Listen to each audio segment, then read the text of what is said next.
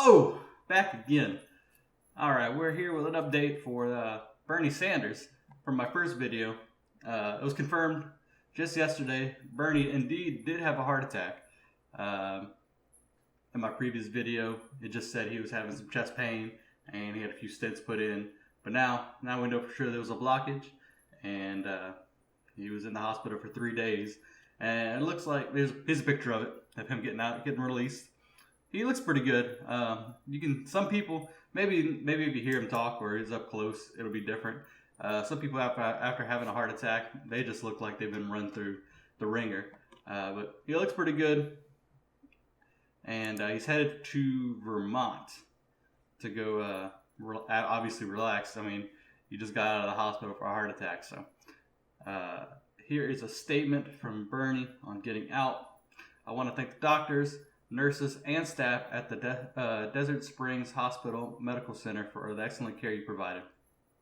Sanders said in a statement Friday, after 2.5 days in the hospital, I feel great. After taking a short time off, I look forward to getting back to work.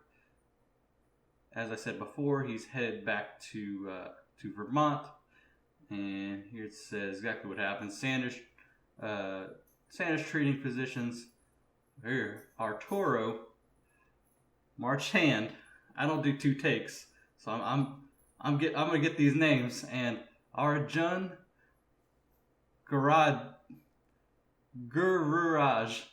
MD. I got it.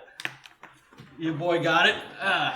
Confirmed that Center was diagnosed with myocardial infarction, and after 2 stents placed in the blockage coronary artery, noting that all the arteries were just normal, and obviously it means he had a heart attack.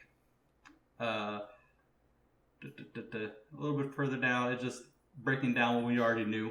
So yeah, this is just a follow up. His last statement.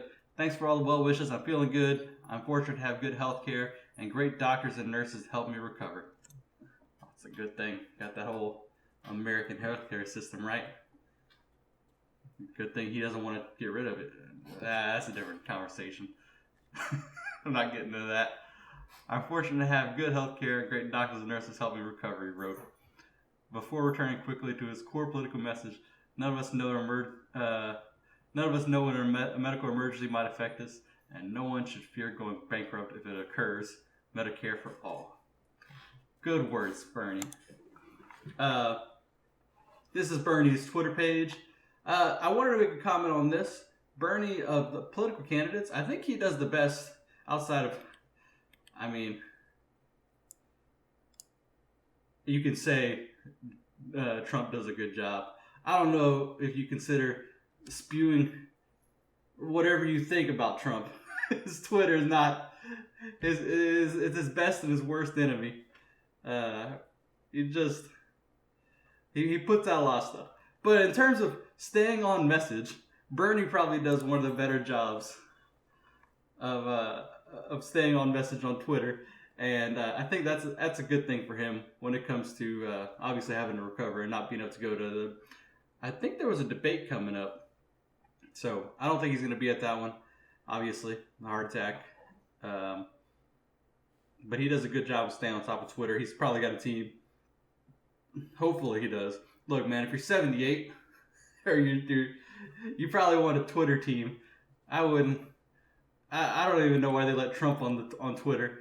Not Twitter themselves, but his team. There should be somebody my age Twittering for Trump. But yeah, I just want to say it was a good job by him. And the last thing I wanted to say on this video is I wanted to touch on just the age of the candidates. It's when our current president is early 70s now. I mean, he was late 60s when he's running, but he's in his 70s now. And if he goes again, he'll be ending his campaign right about what Bernie is. I think it'd be 76. I think he's 71, 72. I don't know how what Trump's exact age is. I'm not that prepared. All right, if I was that prepared, I'd know. But Bernie here, if he wins, will be 82 by the time he gets out, and 86 if he gets 2 terms. And he's already suffering a heart attack. Now, there are a lot of people that come back from heart attacks just fine, but there's a lot of people that don't. And a lot of times the first heart attack is just a downward spiral to the next one, to the next one, to the next one. And it makes me worried about just the age of these presidents these days. You've got like Mayor Pete's running, Tulsi Gabbard's running, Andrew Yang. Of your Democratic candidates, those are your three that are. I mean, I think Harris is fairly young too, but those are your three that are really young. I say really young. I think the youngest is 38 of the three. But that's where you probably want to get started with this kind of stuff. I'm all for people with experience and for people who have been in the Senate a long time. But at some point, you got to cut it off. You can't. People have talked about Trump being probably on Adderall and stuff, and that's because these guys just can't do it. You can't be 70, 80 years old trying to run this country. It's the most complicated job that's ever existed probably at this point. Just the amount of power and the time investment you've got to put in. At some point, we've got to start voting for these younger guys and gals, and hopefully, maybe we get better results out of it. We got to start looking back at, or we can't keep voting for these older people who are the same as everything else and expecting the different result. Maybe that's because of the older, the baby boomers, and maybe they're stuck voting for them. And I know a lot of the younger crowd do like Bernie, but I mean, you can't keep voting for these guys who are all of the same generation, even if some of them have a couple different ideas, and expect that their ideas their ideals aren't kind of close, even if they've got a few branching ideas on their total policies. A lot of times it's going to be about the same, and at some point we've got to start shifting younger. These guys are going to die off, or we're going to have a major catastrophe. Like if Bernie gets in, God forbid, and he has another heart attack and he dies. I mean, what are you going to expect? We're gonna have to at some point, we're gonna run out of these old senators, and we're gonna have to start shifting to the new younger guys. And at some point, we got to do it. And why not now? When you've got a president like Trump that is so unpopular to a lot of the crowds, why not put out these younger guys? This is their chance. This is your chance for the Democrat Party to show that, hey, we're not stuck in the past. We're ready to move on.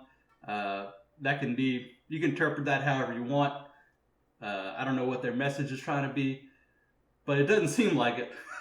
with the candidates they're pushing forward, Elizabeth Warren, Clinton, and Bernie, and Joe Biden being your top four for a long time, like, where are you going with this? You're pandering.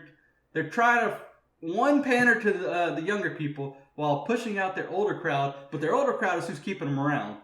And whether that's in the party or voting, there are a lot of people blaming the baby boomers for voting in Trump. But if you look at the stats, I had it pulled up the other day. Trump was, I think he only won, I think it was 45% for Democrats of people over 60 or something like that. Like your crowd is only slightly split. So anyway, I'm rambling about that. But I just wanted to make this video as an update. Hope you guys all have a good day, and don't forget to, start eating babies.